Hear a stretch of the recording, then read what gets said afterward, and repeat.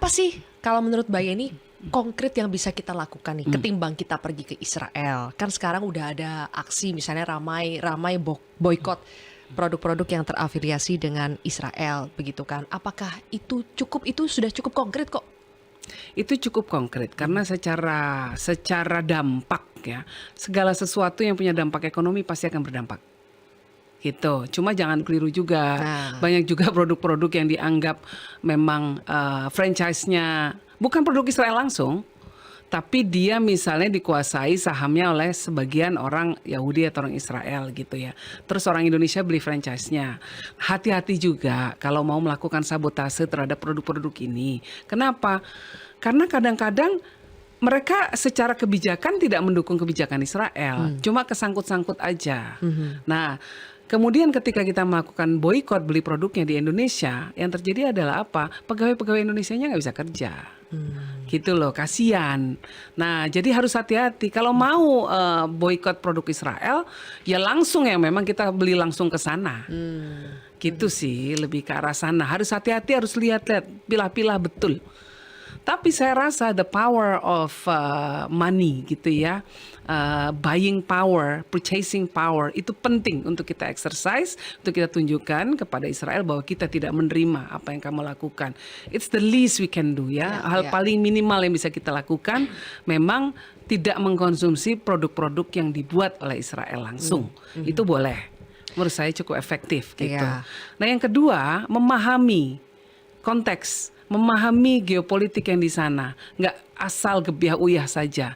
Dan kemudian justru mendukung tokoh-tokoh, kan banyak tokoh Yahudi yang sekarang sangat vokal menentang Netanyahu, menentang Israel. Itu yang harus jadi teman kita. Kita kuatkan mereka gitu. Banyak mereka jadi dapat ancaman itu banyak besar sekali gitu. Dan mereka paling frontal dan mereka punya kredibilitas. Kenapa? Karena tokoh-tokoh Yahudi ini ada yang sebagian besar ya orang tuanya meninggal di concentration camp, di Holocaust, ada yang jadi korban. Jadi mereka mengatakan, Israel, pemerintah Netanyahu, jangan kamu lakukan genosida dan pembunuhan massal atas nama saya. Saya orang Yahudi dan saya korban keluarga saya korban Holocaust. Saya punya kredibilitas untuk mengatakan, kredibilitas moral ya, untuk mengatakan stop. Jangan kamu bilang ini kebijakan orang Yahudi gitu. Nah, orang-orang yang seperti ini menurut saya kita kuatkan dan kita harus menjalin aliansi dengan mereka. Mereka yang paling ngerti Mbak, apa yang terjadi di Israel. Justru mereka yang lebih berantem satu sama lain ya Mbak. Yahudi sangat yang moderat dengan yang Zionis. Yang Zionis. Nah, yang moderat ini harus kita kuatkan. Nah, umat Islam ya di Israel sendiri Mbak, terus terang ada 21% Arab, keturunan etnis Arab yang menjadi warga negara Israel. Bahkan ada jadi yang anggota DPR, dulu pernah ada menteri juga dari Druze gitu ya, Arab ya. Nah, 90%-nya Muslim. Ya, ada yang Druze, ada yang Maronite, ada yang Kristen, yang Arab ini, tapi 90%-nya Muslim.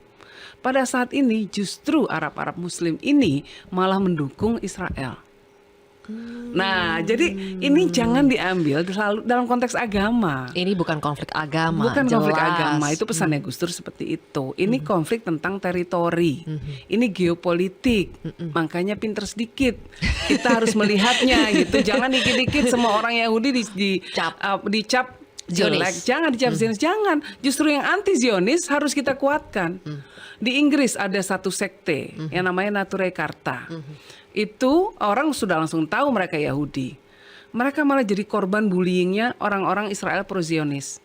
Kenapa? Kalau ada demo yang membela Palestina, mereka pasti ikut. Karena dalam teologi mereka, ya, dalam prinsip mereka, negara Israel itu tidak seharusnya berdiri. Jadi mereka sangat menentang negara Israel berdiri. Nah, orang-orang ini sangat mungkin sangat salaf kalau bahasa Islamnya. Jadi dari dulu sampai sekarang gaya hidupnya nggak pernah berubah. Dari abad pertengahan dulu sampai sekarang, bajunya hitam-hitam, pakai topi, terus sini ada kriwil-kriwilnya. Anak-anaknya nggak boleh nonton TV. Jadi benar-benar sangat sangat puritan, sangat konservatif. Ini justru yang menentang negara Israel. Setiap kali ada demo Palestina, pro Palestina, mereka pasti terdepan. Dan mereka akan disambitin diteriakin sama yang pro Zionis, pro Israel. Nah, masa kemudian Yahudi yang kayak gini kita musuhin? Iya. Berarti kan sebenarnya tidak kurang-kurang dukungan masyarakat global agar penjajahan kependudukan Israel di Palestina itu berakhir, Mbak Yen. Dialog juga sudah banyak, sanksi-sanksi dari dunia internasional juga sudah banyak. Tapi menurut Mbak Yeni sendiri apa ya yang secara membuat... jumlah belum, Mbak. Secara jumlah belum cukup. Misalnya gini, di Eropa, sebagai misalnya negara Eropa belum mengakui negara Palestina. Baru-baru ini mulai tambah. Spanyol ngakuin, Irlandia dan lain sebagainya. Itu langkah luar biasa sekali. Dan Spanyol kita lihat, Spanyol itu negara apa? Negara Katolik. Di sana itu Katolik Kristen. Nah, tapi dia mengatakan enough is enough. Jangan lakukan genosida. Lalu kemudian siapa lagi yang menuntut Netanyahu di International Court of Justice, ya, di Mahkamah Internasional, Mahkamah Hukum Internasional? South Africa, negara Afrika Selatan. Ya.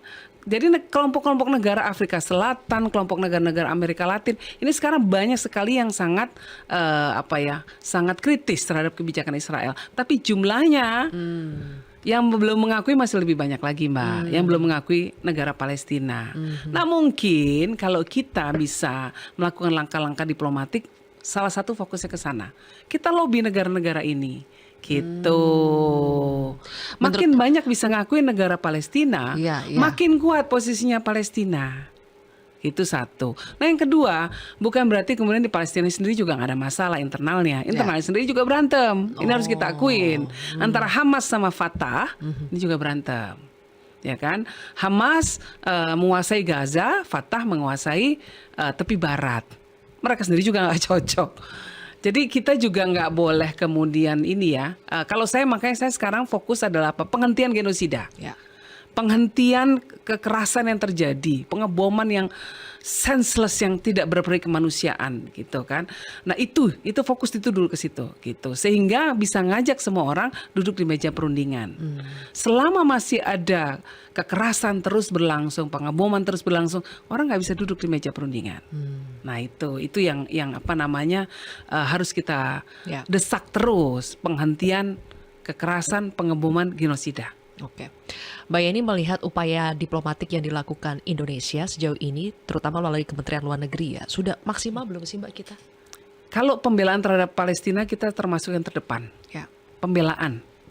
Nah, tapi menurut saya bisa ditambah lagi dengan cara melakukan pressure terhadap Israel. Nah, jadi ini yang belum kelihatan sih. Pressure-nya harus gimana, Mbak? Pressure itu memang juga harus mau ngomong sama mereka sih. Tapi tingkat negara, ya gitu. Bukan 5 orang kayak gini pergi ke sana, ada efek. berharap ada efek besar. Iya. Atau bekerja sama dengan berkoalisi misalnya dengan. Tapi sekarang ini kan dengan OKI, dengan organisasi Islam, OIC gitu, lebih ke arah sana gitu ya. Cari negara-negara lain, bikin aliansi-aliansi baru, bikin aliansi dengan Afrika Selatan, dengan dengan Qatar, karena Qatar di sana itu ada Hamas, yang menampung Hamas kan Qatar. Lalu kemudian dengan Spanyol, dengan Irlandia, bikin gerakan baru. Jadi nggak seolah-olah cuma negara Islam aja nih gitu yang membela Palestina. Menurut saya harus kita ambil sebanyak-banyaknya. Supaya nambah jumlah dukungan itu yang mengakui Palestina sebagai sebuah negara ya. Betul. Oke, Mbak Yen, kembali lagi ke konteks Indonesia, bagaimana karena kita melihat ini berangkat dari heboh 5 aktivis NU yang pergi menemui Presiden Israel. Bagaimana PBNU harus membentengi warganya, anggotanya, pengurusnya, jangan sampai diperalat, dijadikan alat propaganda oleh Israel dalam modus apapun? Ya, sebetulnya bukan cuma Israel sih.